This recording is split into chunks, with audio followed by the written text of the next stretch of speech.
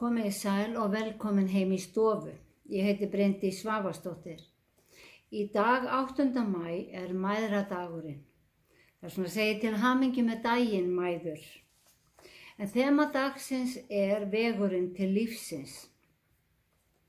Lexían hvetur okkur til þess að horfa fram á veginn því að nú séu nýir tímar og nýtt fyrir stafni hjá drottni okkar. Pistillinn segir okkur að vænta hinna nýju Jerúsalem borgar, en á meðan við bíðum hennar, eigum við að vera óþreytandi í lofgjörð okkar til Guðs og muna eftir að rétta náunganu hjálparhönd.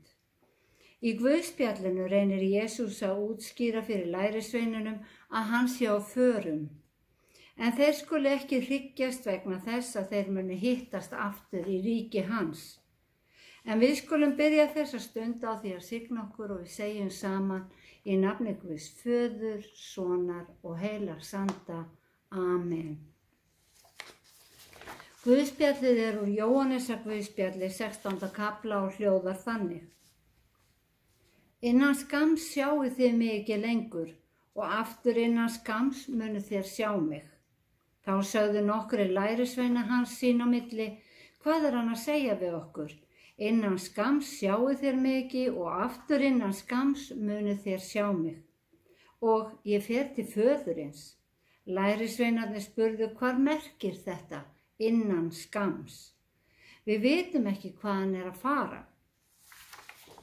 Jesús vissi að þeir vildu spyrja hann og sagði við þá, eru þið að spyrjast á það sem ég sagði, innan skams sjáið þið mig ekki og aftur innan skams munu þið sjá mig. Sannlega, sannlega segi ég ykkur, þið munu gráta og kveina en heimurinn mun fagna. Þið munu hryggjast en hryggð ykkar mun snúast í fögnuð. Þegar kona fæðir er hún í nauð því að stund hennar er komin. Þegar hún hefur alið barnið, minnist hún ekki framar þrautar sinna að fögnuði yfir því að maður er í heiminn borinn. Eins eru þið nú hryggir, en ég mun sjá ykkur aftur og hjarta ykkar mun fagna og enginn tekur fögnuð ykkar frá ykkur. Á þeim degi munu þið ekki spyrja minn eins. Sannlega, sannlega segi ykkur, hvað sem þið biðjið föðurinn í mínu nafni mun hann veita ykkur. Þannig hljóðar hið heilaga Guðspjall. Þemað í dag er vegurinn til lífsins og munið að Jesús sagði við Filippus, ég er vegurinn, sannleikurinn og lífið. Enginn kemur til föðurins nema fyrir mig. Svo að þema þessa dags gæti eins haft yfirskriftina vegurinn til Jesú eða vegurinn til Guðs ríkis. Því að allt lífið erum við á vegferð. Frá vöggu til grafar erum við sífellt að móta stefnu okkar og setja okkur ný markmið. Á lífsleiðinni sem má líkja við meðgöngu og fæðingu barns geta ýmsir erfiðleikar komið upp. En þegar í ríki Guðs er komið, minnumst við ekki framar þrauta okkar, heldur lifum í fögnuði. Á þeim degi, segir Jesús, munið þið ekki spyrja neins, því þá höfum við öðlast áður ókunna þekkingu og skilning á frelsunarverki Guðs og hjörtu okkar munu fagna. Á nokkrum stöðum í Guðspjallinu nefnir Jesús veg sem að liggur til lífsins. Hann sagði, gangið inn þrönga hliðið, því að vítt er hliðið og vegurinn breiður sem liggur til glötunar og margir þeir sem fara þar inn. Hve þröngt er þar hlið og mjór sá vegur er liggur til lífsins og fáir þeir sem finna hann. Já, Jesús er þrönga hliðið og vegurinn og vantrú á hann er hinn breiði vegur til glötunar. Jesús varaði lærisveinana ekki aðeins við því að hliðið væri þröngt, heldur einnig að leiðin væri erfið.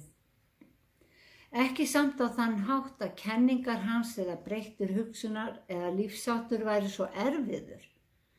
Heldur er svo margt í umhverfi okkar og menningu sem dregur athyglina frá trúnni. Það er svo margt sem glepur hugan. Til að fylgja Jesú gegnum þrönga hliðið krefst trúfestu, aga og þrautseigju af okkur, en launin eru ríkuleg.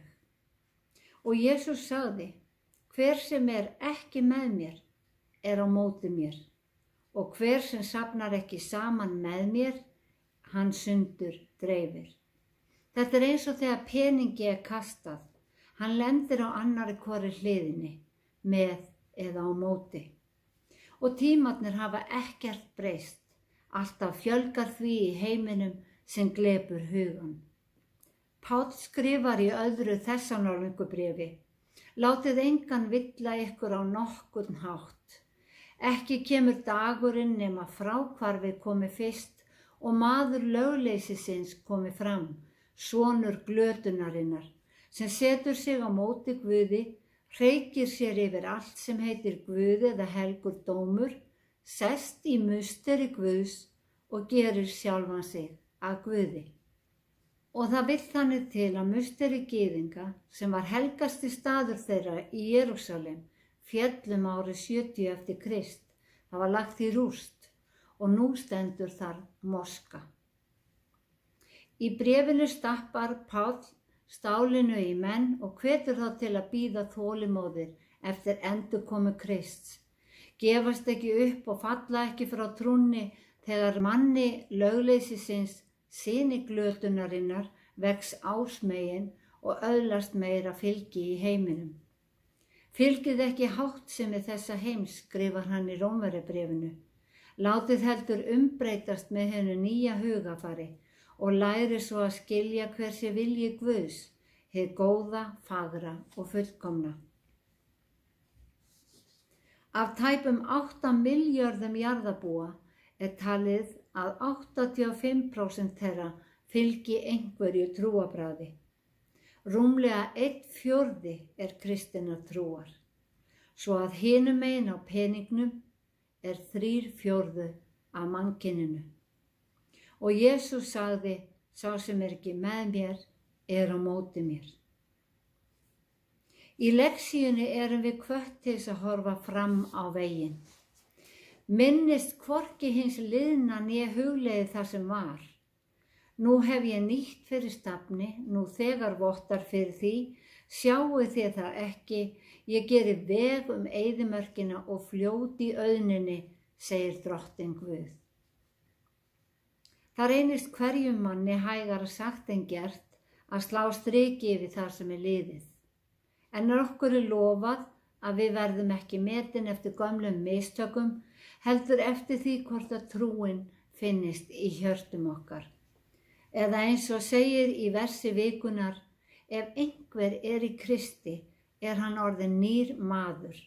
Hið liðna varð að engu, nýtt er orðið til. Sá sem tekur trú er ný sköpun, eins og við heyrðum síðasta sunnudag, sá sem fæðist á anda Guðs er Guðs barn. Við getum dæmt hvort annað og okkur sjálf eftir mannlegum stöðlum, en Guð horfir á hjartað. Og við segjum að við séum frelsuð, enda erum við frelsuð frá synd vantrúar, en við berjumst áfram við gamlar venjur og hugsunarhátt. Því að við frelsumst ekki frá þeim. Umhverfið, menningin og hefðirnar í kringum okkur eru enn þær sömu, en staða okkar gagnvart Guði hefur breyst. Við erum í Kristi, ný sköpun, því hann gerir veg lífsins í gegnum eyðimörkina og fljót, það er lífsins vatn í auðninni. Í pistlinum segir, göngum því til hans, það er til Jesú, út fyrir herbúðirnar, því að hér höfum við ekki borg stendur, heldur leitum við hinnar komandi. Jerúsalem var landfræðileg miðja gyðingdómsins og helgur staður. Þangað fóru menn þegar stórhátíðir voru haldnar og þangað fór Jesús með foreldrum sínum þegar hann var 12 ára og varð viðskila við þau eins og sagan hefur sagt okkur. Jesús var krossfestur fyrir utan borgarmúra Jerúsalem, fyrir utan svæði gyðinga. Að ganga út úr herbúðunum merkir að snúa baki við hinum gömlu kenningum og fórnarsiðum gyðinga því að Jesús var hinn fullkomna fórn. Fyrir okkur í dag eru skilaboðin að við frelsumst ekki fyrir verk. Kristnir eiga ekki helga borg hér á jörðu en við setjum von okkar á hina nýju Jerúsalem sem kemur að himni ofan. En Jesús sagði lærisveinunum að þegar hann kæmi aftur, myndu menn sjá mannssoninn koma í skýjum himins með mætti og í mikilli dýrð. Og Opinberunarbókin segir, og ég sá nýjan himin og nýja jörð, því að hinn fyrri himin og hinn fyrri jörð voru horfin og hafið var ekki framar til. Og ég sá borgina helgu, nýja Jerúsalem, stíga niður af himni frá Guði. Já, þema dagsins vegurinn til lífsins, en fyrir trúna liggur hann að hjörtum okkar. Trúin merkir okkur Guði. Jesús vegurinn, sannleikurinn og lífið, hann dyrnar, hann þrönga hliðið, hann brauð lífsins, lífsins lind og ljós heimsins. Ljósið sem vísar okkur veginn í ríki Guðs, vegna þess að við erum Guðs börn. Drottinn blessi þig og varðveiti þig, Drottinn láti sína ásjónu lýsa yfir þig og sé þig náðugur, Drottinn upplyfti sínu augliti yfir þig og gefi þér frið. Í Jesú nafni, Amen.